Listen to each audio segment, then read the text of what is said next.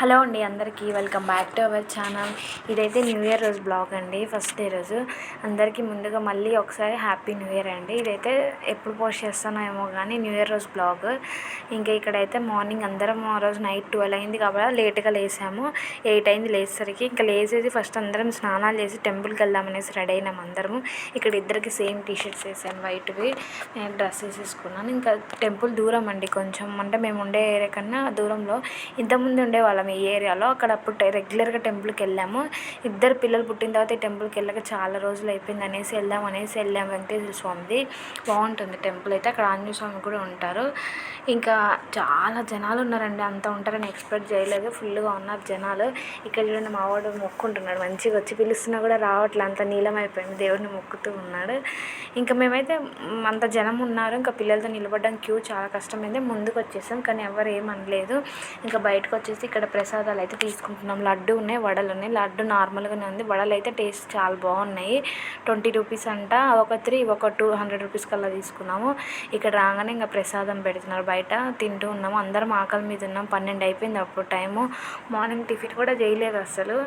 ఇంకా తీసుకొని తిన్నాం. పులిహోర అయితే టేస్ట్ ఎంతైనా గుళ్ళో పులిహోర చాలా టేస్ట్ ఉంటుంది. అది ఇంట్లో మనం ఎన్నిసార్లు చేసినా అంత టేస్ట్ రాదు. ఇంకా దర్శనం అయిపోయింది. ఇంకా బయటకు వచ్చేసి ఇంటికి అయితే బయలుదేరినాము. 12:30 అయిపోయింది ఇంటికి వచ్చేసరికి కూడా టైము. ఆడ గుళ్ళోనే 12 అయిపోయింది. మేము ఇంటి దగ్గర నుంచి వెళ్ళేసరికి 11:30 అయిపోయింది. అక్కడ దర్శనం చేసుకుని వచ్చేసరికి 12:30 అట్లా అయిపోయింది ఇంటికి వచ్చేసరికి. ఇంకా టెంపుల్ చాలా బాగుంటుంది, పెద్ద టెంపుల్. చాలా జనాలు వచ్చారు. 12 అయినా కూడా ఎంత జనం ఉన్నారో. ఇంకా ఇక్కడ మా వాడు బైక్ మీద నిద్రపోయాడు.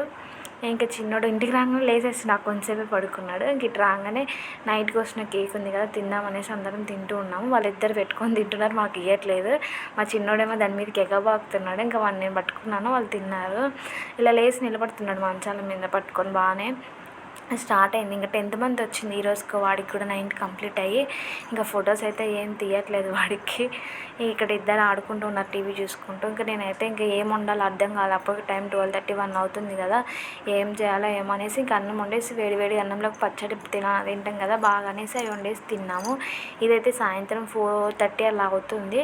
ఇంకా మార్కెట్ ఉంటుంది బుధవారం ఇక్కడ.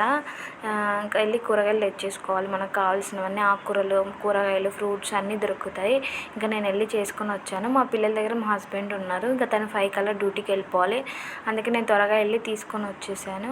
ఇంక ఇక్కడ చూడండి, వాటర్ బాటిల్లో నార్మల్ స్ప్రైట్ బాటిల్లో వాటర్ అయితే పోసేసుకొని స్ప్రైట్ అంటున్నాడు. ఇక్కడ మా వాడు నా డ్రై ప్యాడ్తో ఆడుకుంటూ ఉన్నాడు. ఇంకా ఈవినింగ్ 5:36 అవుతుంది. ఇంకా మా హస్బెండ్ డ్యూటీకి వెళ్ళాడు. ఛాయలన్నీ తాగేసాము. ఇంకా నైట్కి బియ్యం అయితే కొన్ని నానబెట్టేశాను. క్యారెట్ కర్రీ చేసి చపాతీ చేద్దాం అనుకుంటున్నాను. ఇంకా పెరుగులోకి రైస్, మా పెద్దోడికి రైస్ పెట్టాను. ఇంకా అంతా నీట్గా కడిగేసేసుకున్నాను. ఇంకా క్యారెట్లు కట్ చేద్దాం అనేసి తొక్క ఒకటి తీసేసి పెట్టేశాను. ఇంకా అంతలోకి మా చిన్నోడు ఒకటే అడుపు. అస్సలు ఎంత అంటే నన్ను అసలు ఈ మధ్య అసలు ఏం పని చేసుకొని ఇట్లా ఎంతసేపు ఎత్తుకోవాలి, లేకపోతే వాడి దగ్గర అలా కూర్చొని నవ్వించుకుంటూ ఆడిపించుకుంటూ వాడితో మాట్లాడుకుంటూనే ఉండాలంట. అటు మనం కొంచెం పక్కకి వెళ్ళినామంటే ఏడుపు. అసలు చెప్పాలంటే నా సిచ్యువేషను వాష్రూమ్ వెళ్ళేంత కూడా లేకుండా అయిపోయి, అంత ఏడుపు. పక్కకి వెళ్తే చాలు ఏడుపు. ఎందుకు మరి ఇంత ఏడుస్తున్నాడో అర్థం కావట్లేదు నాకు. ఇక్కడ మా వాడిని కొట్టినాను అనేసి ఆ రూమ్లోకి వెళ్ళి ఏడుస్తున్నాడు. వాళ్ళ తమ్ముడిని కొడుతున్నాడు ఊరికే. వాడిని కొడుతున్నాను, నేను వీడిని కొడుతున్నాను.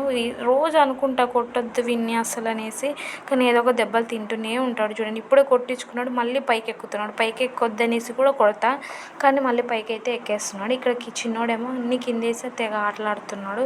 ఇక్కడ క్యారెట్ కర్రీ అయితే కట్ చేసి పొయ్యి మీద వేసి అటుపక్క రైస్ అయితే అయిపోయింది. ఇంకా చపాతీ పిండి నానబెట్టాలి. ఒక పక్క ఇక్కడ వంట చేసుకుంటూ ఒక పక్క వాళ్ళని అరుచుకుంటూ చేసుకుంటున్నాను.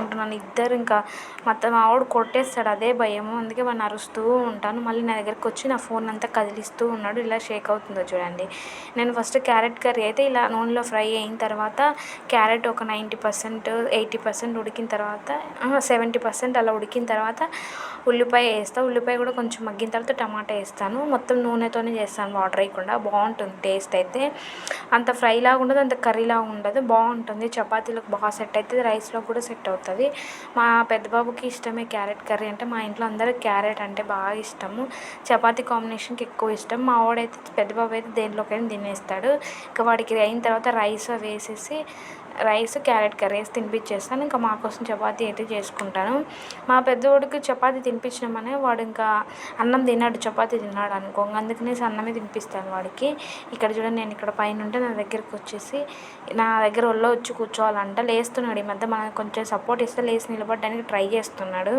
ఇంక 10వ నెల వచ్చిందిగా, లేచి నిలబడతాడేమో చూడాలి. పాకడం అయితే స్లోగానే అయ్యింది. ఇక్కడ చూడండి, దాన్ని పట్టుకొని లేయాలని చూస్తున్నాడు. సగం లేచింది, ఇంకా లేయలేకపోతున్నాడు. నాకేమో భయమండి ఈ పిల్లలతోటి. అది ఎక్కడ ముందుకు చెయ్యి స్లిప్ అయ్యి కింద పడిపోయి ముందుకు తల పొడుచుకుంటాడేమో భయం వేస్తుంది. ఎంత పని చేసుకున్నా ఎంత చేసుకున్నా ఒక 5 నిమిషాలకున్న 10 నిమిషాలకు ఒకసారి వచ్చి చూస్తూనే ఉంటాను.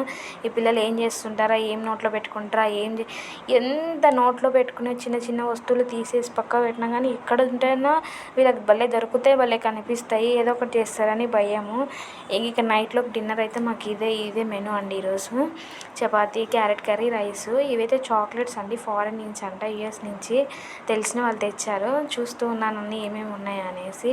ఇవన్నీ చూడండి, బెయిర్ బాటిల్ భలే ఉన్నాయి ఈ చాక్లెట్స్. బాగున్నాయి టేస్ట్ అయితే, చూసాము ఎక్కువ స్వీట్నెస్ లేకుండా బాగున్నాయి టేస్ట్ అయితే. ఇంక ఇవి మా పెద్ద బాబుకి కనపడకుండా పెట్టడం నాకు పెద్ద టాస్క్. వాడు చూసిందంటే ఇంక మొత్తం కావాలి తినేస్తాడు. ఒకటే చాక్లెట్స్ అంటే ఎక్కువ ఇష్టం, బాగా తినేస్తాడు. ఇప్పుడు దగ్గు కూడా ఉంది, ఇంకా దాచిపెట్టాలి ఇవ్వకుండా. ఇవైతే బాగున్నాయి టేస్ట్, తిన్నాము. ఇంకా దాచిపెట్టాలి ఇవన్నీ, ఇంకా మా వాడికి కనపడకుండా. ఒకటి ఇచ్చినామంటే అక్కడికి చాలు నాకని ఉండడు, మొత్తం కావాలంటాడు. ఇంకా ఎప్పుడు అడుగుతూనే ఉంటాడు. ఇంక ఇవైతే మేము డిన్నర్ చేసిన తర్వాత అంతన్నీ కడిగేసాను, ఇంకా ఎక్కడొక్కడ పెట్టాను. ఇదండి ఇవాళ బ్లాగ్. నచ్చితే ప్లీజ్